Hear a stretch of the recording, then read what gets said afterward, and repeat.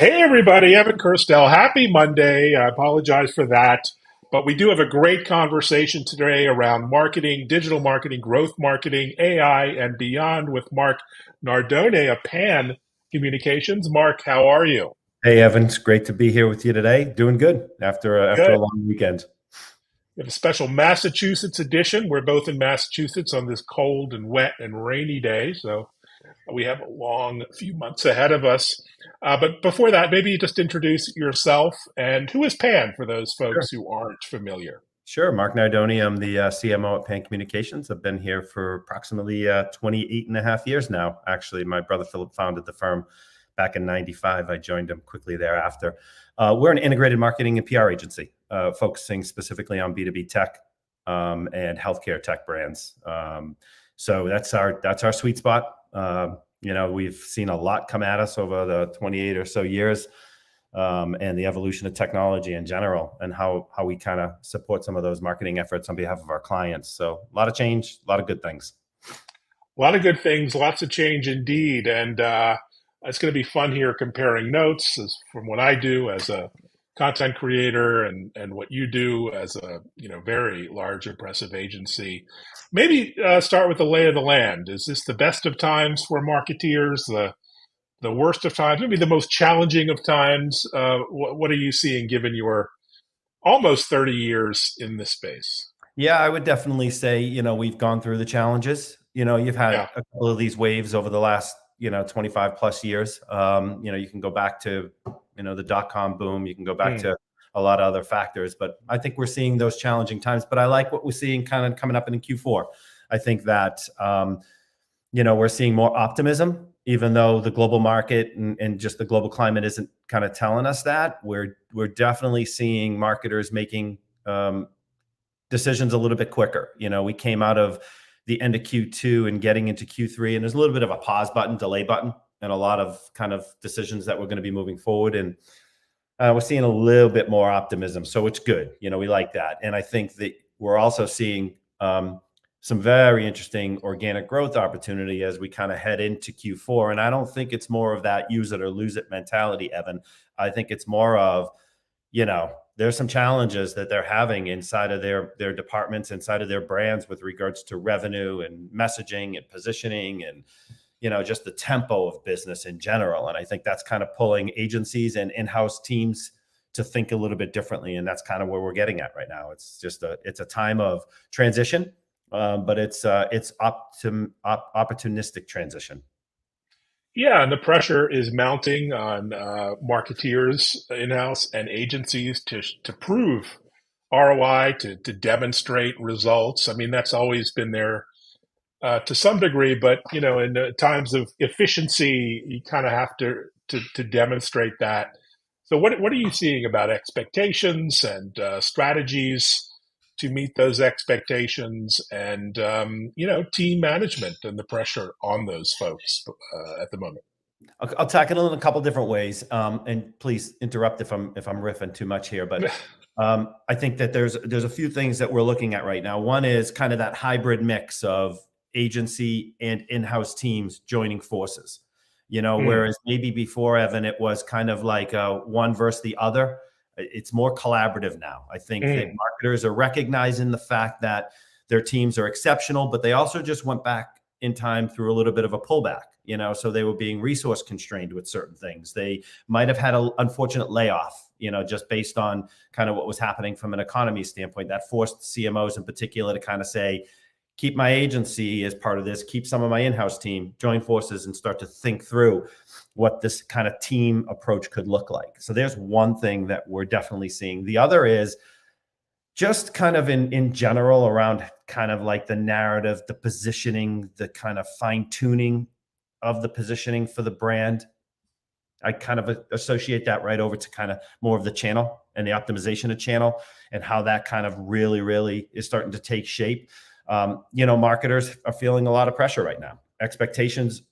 I won't say from what we're seeing in the conversations we've had with a lot of marketers, I don't think that C-suite and boards are kind of in a mindset of readjusting those expectations. Quite honestly, I think they may be a little bit more patient with seeing when the return out of some of these campaigns might reflect better revenue, deeper client retention, or organic growth, net new, whatever you want to call. And but they're still there. Those expectations are still there. And we're seeing sometimes where both the clients and the marketers are saying, okay, can we pull this down a little bit here, but can we keep the expectation at the same level? And that's a disconnect. And that's a challenging conversation, quite honestly, to have, with marketers, because they're getting an earful from their C-suite around, no, keep build brand equity, but they're not giving them the same level of tools from an investment standpoint that they might have had in 2022 or 21. Yeah, no, that's a great point. And on the collaborative front, I'm seeing that as well as an influencer. I'm no longer just seen as like a contractor or freelancer. I'm often positioned as part of the team, which is a nice sea change in attitudes towards, individual contributors, content creators like myself. Now talk about your approach, brand to demand and your philosophy at Pan. I mean, there are a lot of agencies. Sometimes it's tough to understand their unique mission statement. How would you describe that at Pan Communications? So I think we've gone through a big evolution, Mm, in particular over the last probably 10 years. Being in business for as long as we have, we've seen a lot of change. As we've talked about, we started out as a pure play agency, and today we're more integrated. And what that means is we're working with marketers now around from a brand standpoint. How do you build the brand? How do you position the brand? How do you create a compelling point of view to support that brand? Is that brand connected to the demand gen efforts? And if there isn't, there's going to be misalignment with messaging, strategy, outcomes. Your funnel is going to be a mess. And so we're starting to see a lot of our clients kind of looking at us probably from a full funnel impact. Who would have thought, right? When we mm, started the agency 25, 28 years ago to today, we would actually be touching almost full funnel effort within a client base. And so we kind of think of that through the message positioning, how we assess the brand, how we audit the brand, what's the competitors doing out there, where do we see their white space, where do we see their strong point of view, and we move that campaign through how their audience kind of receives kind of the information and the campaign and the message and the positioning and all that other kind of good stuff. Now that could mean paid, that can mean a balance of earned media, that can mean exactly your sweet spot around social. It could mean a whole bunch of different levels of activation. And when you think about it from top of funnel to bottom of funnel, and agency support changes at each stage of what that funnel is doing. I go back to that hybrid model, in-house versus outsource, and how those two join forces. The brand to demand to growth, which is that third stage of what we're kind of doing mm. there. The growth side is the loyalty and the advocacy side. It's kind of the customer care, customer retention side of what brands are looking at. So it's kind of like these three key points we're seeing continually evolve because of just the forces that marketers are being pulled towards right now, and how an agency and a team in-house can help support some of that and not necessarily deflect it, embrace it, figure out how Mm. to work with it a little bit, more efficiently. Embrace the uncertainty. I love that. Are you seeing the balance between brand awareness and demand gen tipping in one direction or the other, or is it too unique to the client to really say? I mean, how do you synchronize those two things, which are very different?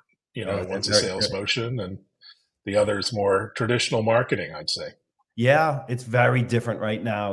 We've done some interesting research where we were looking at kind of the investment that was going behind brand versus the investment that was going behind demand.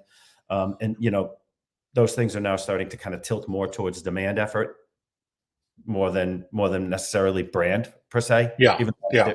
though to us, they have to be like, woven tight, but we're definitely seeing more kind of activation and in-market demand programs.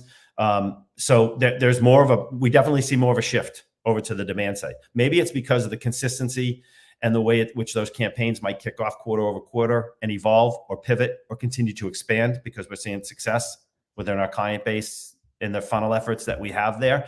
The brand, coming out of a down market, Evan, where you're kind of seeing an economy that's kind of like putting a lot of pressure on your brand. What we're seeing Mm, right now in the client base and across the field of the marketers we're talking to is, okay, maybe it's time to adjust brand a little bit. Maybe mm, now in the down market, how do we refresh brand? How do we look at the brand that might have been tired in market for a while and put a little bit more sizzle behind it? And can that then align nicely with the campaigns that we're moving so we can connect those two in particular? And the third thing there is, because their audience is changing, their audience has changed so much. It's become, some of it's become so committee driven, community driven. And, does their brand from a year or 2 years ago really reflect that level of, opportunity or, optimism that you could have when you're starting to look at a much wider bench of decision makers? So there's just a lot of factors that are coming into what we're seeing now around, the changes that it's taken place across the brand and demand standpoint. Indeed. And then you throw AI in the mix, and it wouldn't be a tech chat if we didn't talk about AI. And all of a sudden, it's just a tremendous opportunity, but a little bit of chaos. What are you seeing on integrating AI into the marketing toolkit and the experimentation that's happening with clients? So we've got, like probably every marketer out there, we're guiding our clients. Our team at the agency has done a good job of setting some of those guidelines, together and kind of figuring out what that all looks like. And again, moving them through this stage of evolution and change that's coming at them. I think it's still to be determined. Obviously, I think that there's still a lot of trust that has to come into the conversation, advice and guidance, knowledge sharing. I think that we're seeing a lot of marketers come to us on specifically just that. How do you utilize AI from an ideation standpoint? How do you utilize AI to help advise? How does the human then take that to a whole nother level? So we're embracing it. Excuse me.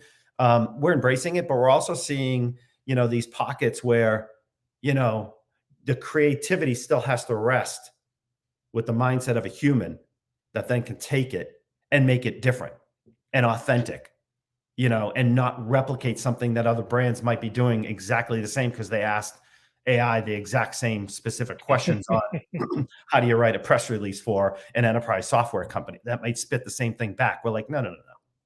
You can start an idea there, but you can't rely solely on what's going on within the platform. Yeah, it's a great point. I think trying to create a sort of virtuous feedback loop has been my strategy.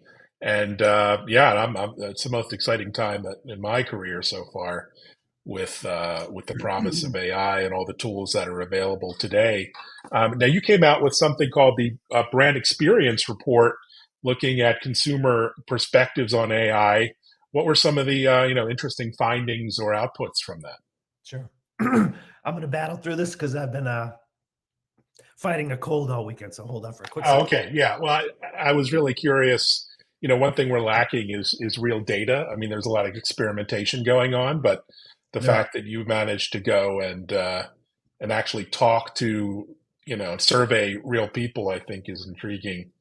Not just on AI, but in the promise of automation in marketing and MarTech. No doubt. The question is, where do you draw the line, between the human touch and automation in something like marketing, which is, can be traditionally a touchy-feely kind of thing. Well, we saw in the report that there was a disconnect between what marketers were trying to do to utilize AI and how the customer and consumer received it. Some of them saw right through it. I mean, strong data points too. Like when you get into the BX, we call it the BXR, the Brand Experience Report. One of the key things that came out at us, Evan, was these brands and these marketers were trying to replace the voice of the customer with AI, and they left authenticity on the sideline. And we're looking at it, we're like, oh my God, there's this interesting red thread that's coming through. Marketers are trying to stay at the pace of AI, and they're thinking that customers would want to see similar mindsets through an AI robotic approach. And we're like, no, you cannot replace the power of a customer, the voice of a customer with AI. You just can't do it because your own customers will see right through it, and you will absolutely be faced with a retention issue, a backlash. So that was one of the key things we saw coming out of that, which was clearly AI can't be used in that type of kind of position or format. Now, whether you want to think about using AI on how do you maybe verticalize a campaign to a specific market sector, where the customer and the data can kind of fuel maybe more best practices or insight sharing, future vision that's going on, processes that a vertical might be using. Think of retail tech, or think of, financial services, think of manufacturing and supply chain, and using AI in that way, perfectly fine. But you have to add a layer in where your own customer sees exactly the experience that they're having with your brand, good, neutral, or bad. You know what I mean? So it's like that. It was just so glaring to us that we're like, okay, that's where you say experimental. The marketers are still using AI in that experimental way. But we also saw marketers using, from an ideation standpoint, from a creative standpoint, AI becoming really, really important in the brand experience and the overall brand experience, and it wasn't stopping with just create an idea, use AI to maybe kind of jumpstart the idea. It's like, okay, how do you visualize the idea? How do you wrap some unique creativity around that idea where your customer and your kind of target knows that's authentic, that's coming from your brand? Because the look and feel and the tone are exactly how you speak. You know what I mean? Customers will see right through that. They'll see when there's a tone and a different message positioning, they'll see right through it. Yeah, and I think this format, live video or podcasting, human to human discussion, connection. I mean, you'll never be able to fake that. So whether you can use AI for the written word or for visuals and imagery and ideation, but this human to human connection is real. And AI just has to augment that. And the flip side of AI is data. There's just so much data. There's too much data. It's data overload. And marketeers are not data scientists necessarily, and it's hard to get stuck in analysis paralysis with so much data being presented to them. How are you managing to navigate through this data overload? As marketing people, not necessarily as data scientists or techies, are you finding tools useful? Are there other collaborations that can help you and your clients navigate through so much data that's out there on social, for example, or other channels? Yeah, I mean, I think that nowadays, I'll go back to the hybrid model. If you're an in-house team, if you have an agency, or if you have both, if data is not at the center of everything that you are evaluating and looking at based on brand perception, we call it share. We like share of impact, power of voice. If you're not just looking at a plethora of the tools that you have in front of you, you're just going to be, you're going to be a chaser, for a long time. So we have this intelligence team that we've built, excuse me, that keeps looking at kind of the pulse of what's happening in the industry, the reality of what's happening within the client base. And we have about, 90 or so clients that our teams are working on right now. And there's a lot of, interesting experiences that we can see. So the intelligence team kind of takes this kind of, best practice approach on how to look at data. And yet, like you said, you could look at it in a whole bunch of different ways, obviously from traffic coming to the website, through cross social, cross email campaigns, cross paid efforts, you name it, all that other kind of good stuff, right? How we're looking at SEO and kind of what happens there, right? I was reading an article a little while ago around, this interesting approach around the dialogue versus the monologue. Adweek had done a cool piece on it. And it's like, search, content, story, narrative, data. You have to look at more of the kind of back to the long tail of what's happening within the content side of things, and it's like, you got to be passionate about creating a dialogue with your customer or your prospect or your audience. It's no longer you just kind of preaching, to a specific channel or to a market. It's got to make sure it's a two-way kind of conversation. So from an analytics standpoint, we have a lot going on. We use our clients a lot. They have a strong voice in kind of what's happening with regards to the data and analytics. We have a great stack at the agency that we invest a good amount of money in, and comes back in really great value. And we use it in a bunch of different ways, whether it's to measure the impact across the funnel, whether it's to measure the success of a campaign and how that message is being pulled through and changing and evolving in a campaign. I mean, AI is a classic example. A lot of our clients are starting to kind of get more into the AI part of the business, whether it's because they need to add an element to their application or to their platform, or they Mm. need to move from legacy into this.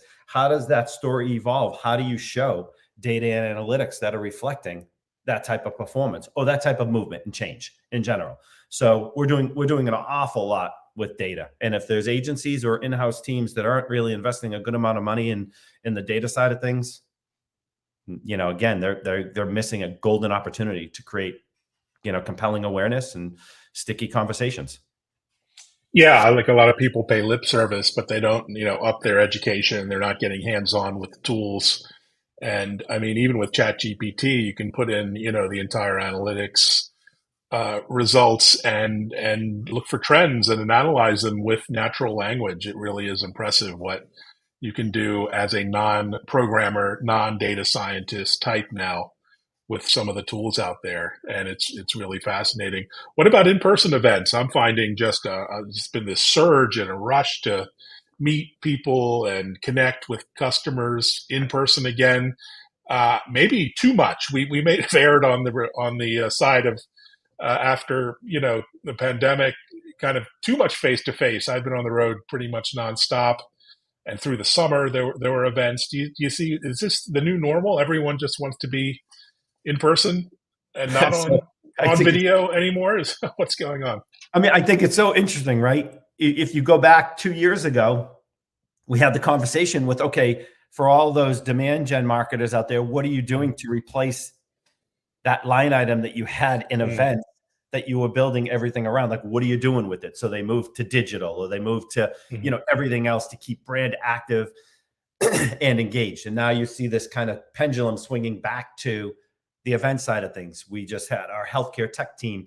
They were at Health, and they mm, said the show was just like, energetic and packed again. And so now pendulum swings back over this way. And how do you make events a major emphasis inside of your campaigns again, inside of your demand gen efforts again? So I don't think we'll ever move back to pre-pandemic event strategies, but I do feel like there's going to be a meeting in the middle there around, as a marketer, how do you make sure in 2024 you're capitalizing on campaigns that might culminate in an event? How do you use an event to kick off a campaign? How do you make sure that there's a lot of client entertainment going on there? There's new brands and logos that you're kind of able to kind of, mm. work with and meet there and entertain. I mean, it has to be part of the whole marketing tool chest in 2024. It has in 2023. It's just, I think we're seeing a lot of other specialties that some of the brands and the clients we're working with are starting to kick off, whether it's their own executive loyalty dinners that they're having, or whether it's Mm. their user conferences that are now starting to take shape a little bit more, or they may be launching center of excellence across the US or across the globe. So how do you kind of collaborate with influences around their own branded centers of excellence and stuff like that? You know what I mean? We're seeing different shapes and forms of events, and they will always probably fall in line with, or in combination with, or maybe away from the major industry events that take shape, NRF or AWS reInvent, or all those other kind of things that, Salesforce Dreamforce, all those other things that you can either build around or in. I think it's going to be an interesting year for events to come back into play a little bit more aggressively in 2024. I see Yeah, our I market would time in it. That's all I can tell you. totally agree. And I think the beauty is that the new class of events are much more inclusive. They're much more hybrid. I was at a Cisco, WebEx event last week, and big event, multi-thousand person in-person attendance, but 30,000 people registered online to see, Ariana Huffington, one of the keynotes, and some great headliners, and they could really participate. It wasn't just a broadcast. There were little communities, and the tech has come a long way. So I love that these events are no longer sort of behind closed doors for the people paying a grand or two to get in. It's really open to the public, I agree. the I agree. B2B public in a way. It's also interesting, when you go back to the brand experience report, 9 years prior, we were doing something called the content fitness report. So we kind of like that for 9 years, we just looked at content, the performance of content, the health of content, what it all meant, right? We moved more into the two recent reports on brand experience. But why I bring it up is because in 2020, we saw this really interesting thing starting to bubble up. And it was because of what happened within the pre-pandemic and the pandemic era. We saw emotional marketing coming into play more and more. Personalization. Mm. How do you measure the heart rather than just the campaign and the data? And now you go back to events, and it's like that is part of kind of like the emotional kind of heart Mm. side of, purpose. The personal connection you make with people at an event. And again, whether it kicks it off and it culminates something that you've got going on in the campaign, it's so critical, so critical. Yeah, no, I love that. Well, we could chat for an hour or two probably, but I know we're at the bottom of the hour here, and I appreciate your time. What are you excited about the rest of the quarter, rest of the year, personally, professionally? What's top of mind for you and the team? Oh, I'm excited to see how just in general marketers are kind of being pulled more and more into kind of what's happening with regards to the revenue side and the Mm. customer experience side. I'm kind of thrilled to see that kind of loyalty side of marketers skills coming into play a little bit more. That used to be a lot of internal communications to the customer base, or success teams and all that kind of stuff once the customer lands. But agencies and marketers are starting to come into that. We call that the growth side of brand to demand to growth. So I'm excited about that. I'm actually really excited about the evolution of AI and what that means. We just don't see it as a threat. We see it more as an opportunity out there. So I think like embrace it, figure out a great way that it works, whether you kind of guide your clients or you upskill your existing team. I mean, there's just so many great opportunities and challenges ahead of us with AI that I think it's a wonderful time to kind of be in both our industry as marketers, because these kind of technologies come along once in a lifetime. You kind of can think through, right? And it's like, here comes one that's coming at us, and how do you embrace it? How do you want to kind of make sure that your teams are prepared for that? Your clients are ready for that? Those things to me are really, really cool. And the last thing is like, it's never going to subside, but the ability for brands to work with a leadership team on just the executive thought leadership, define your voice, Mm. like, where is it that you feel you want to start to navigate your crowded landscape? It's like we're getting pulled more and more into help me around executive thought leadership. How do I get my team? How do I get my subject matter experts, whether it's AI or vertical or across overall business and operations? Like, how do you deploy that? How do you make sure it's balanced based on what the client wants to hear, based on what the market's ready to hear? So it's kind of like those three things. Kind of love it. I kind of like that direction. That's because those are, the last thing I just mentioned. I mean, Evan, we could sit back and say, Mark, that's been going on for 5 or 10 years. Absolutely. But kind of like they are all looking at social in a different way on their platforms now a Mm. little bit. That's kind of like, that's an exciting time right now to be an executive. I think you have an opportunity to It grab a hold. is. It is. You sound like more like a McKinsey than a traditional marketing agency, which is good. I love the consultative approach. Well, thanks for so much for sharing just a little bit of your insights. We'll have to meet up here in the Massachusetts, Boston area sometime. And thanks everyone for watching. Thank Reach you, Evan. out to Pan and Mark with any questions or comments.